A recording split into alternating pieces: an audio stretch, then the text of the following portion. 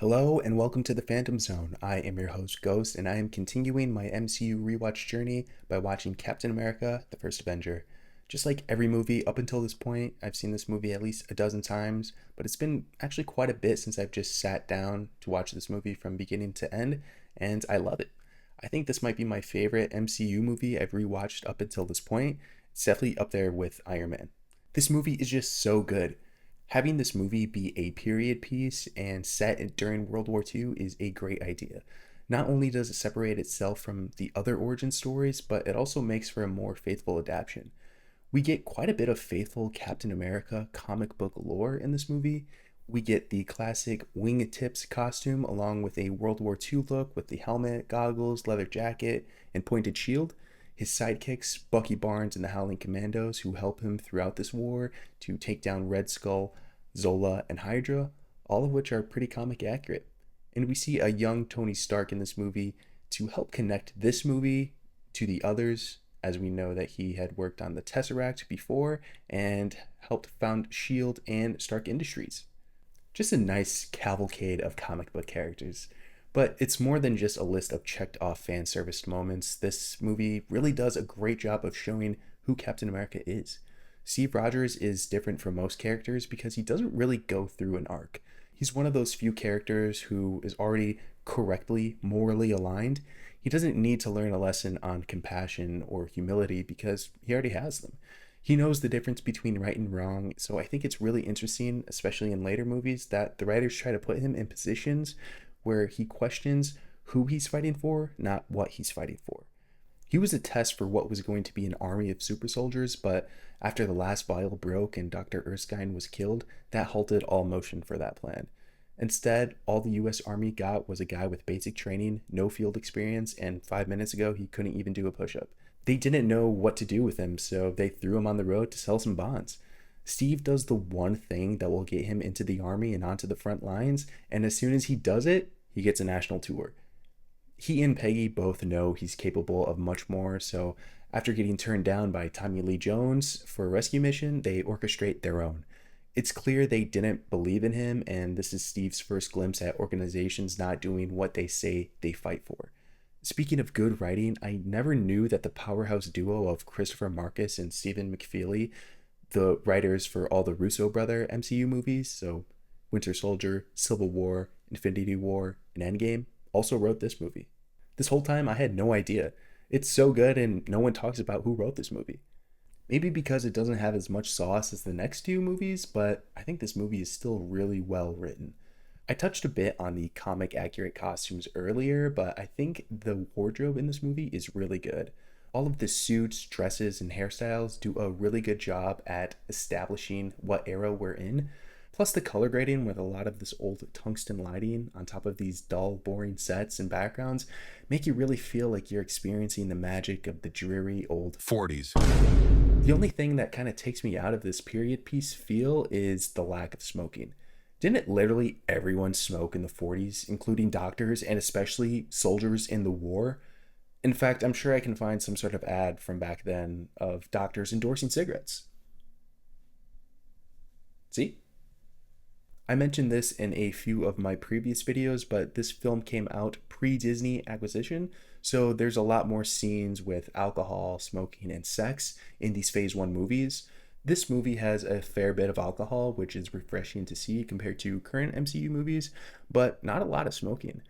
I can recall maybe a few times someone is just holding a cigarette, but I can't even remember if anyone even took a drag or not.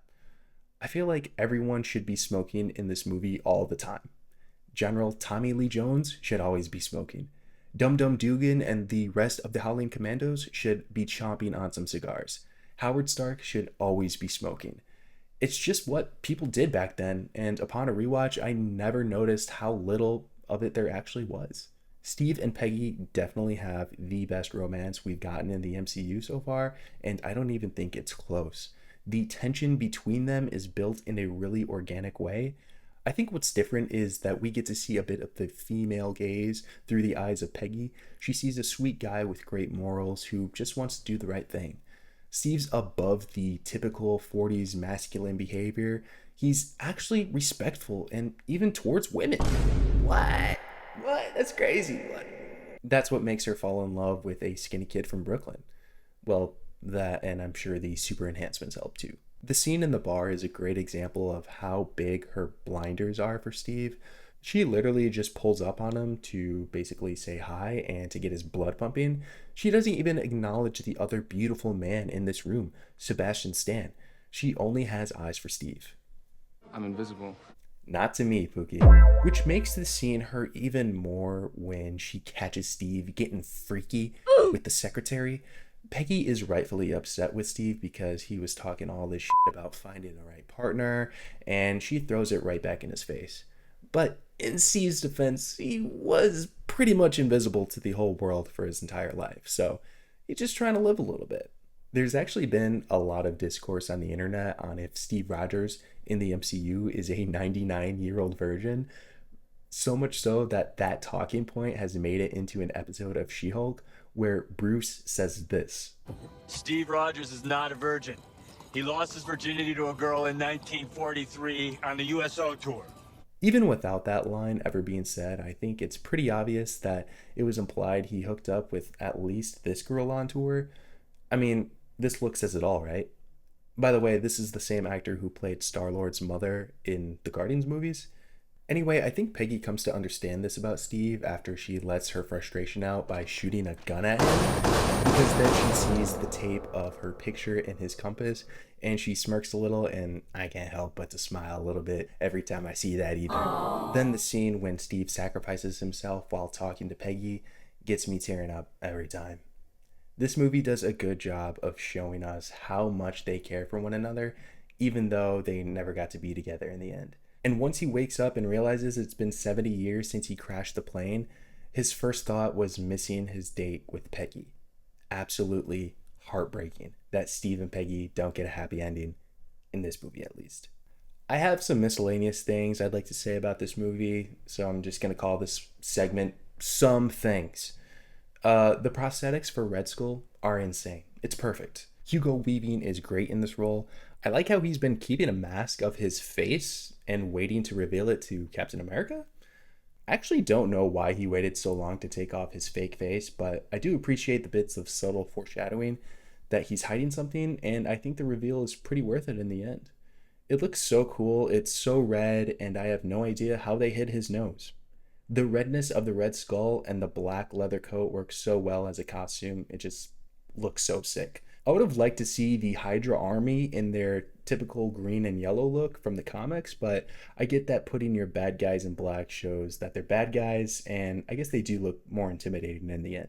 If you watch this movie on Disney Plus, there's actually no post-credit scene, and that's because the post-credit scene for this movie was just a trailer for the Avengers movie.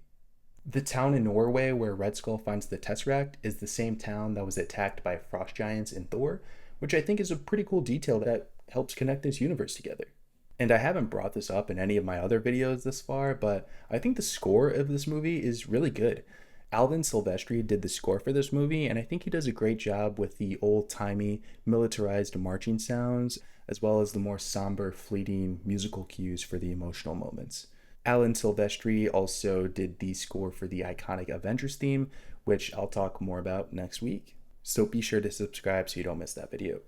This obviously is the first appearance of Peggy Carter in the MCU, who would later go on to get more and more appearances in the MCU.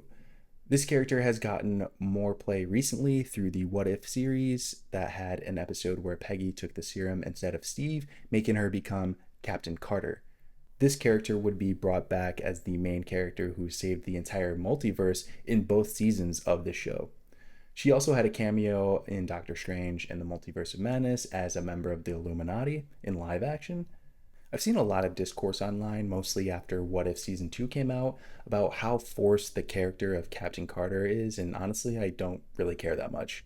The reason I bring it up at all is because after watching this movie, Disney Plus recommended a show to me, a show that I completely forgot existed until I rewatched this movie, which is Agent Carter. Yes, how many of you also forgot that this show existed? No hate to anyone in the show or anyone who watched the show. The show actually aired on television back in the day, back when Marvel used to do that. And I just never got around to watching it. But after being reminded of the existence of that show, I started to think, maybe these people are onto something. So let's count all of Peggy Carter's MCU appearances, shall we? Obviously, she plays a huge part of Captain America, the first Avenger. She has 2 seasons of her own show. She has an appearance in The Winter Soldier as an elderly Peggy Carter, a brief cameo in Age of Ultron, an appearance in Ant-Man as a middle-aged Peggy Carter, Avengers Endgame, a cameo in Multiverse of Madness as Captain Carter in live action, and multiple appearances in both seasons of What If. That's a fair amount of appearances in the MCU, but I don't think any of them or all of them together are harmful enough to be upset about it on the internet. It is interesting, though, how Captain America's love interest has this many appearances. This whole talking point was basically an excuse to say that I forgot about the show Agent Carter. Maybe I should actually go back and watch it. So let me know in the comments if you watched it, if it's worth watching. Overall, I think this is a perfect origin story and a great movie. I love how faithful the adaptation from comic book to movie is. I would say that this is probably the most faithful origin story out of all the movies I've rewatched so far, and it really does the character a lot of justice. With that said, I think that's going to do it for me on this one. If you made it this far, thank you so much for watching the video. Be sure to watch the previous videos in this series and subscribe so you don't miss the next ones. Thank you so much for watching, and I'll see you in the next one. Bye.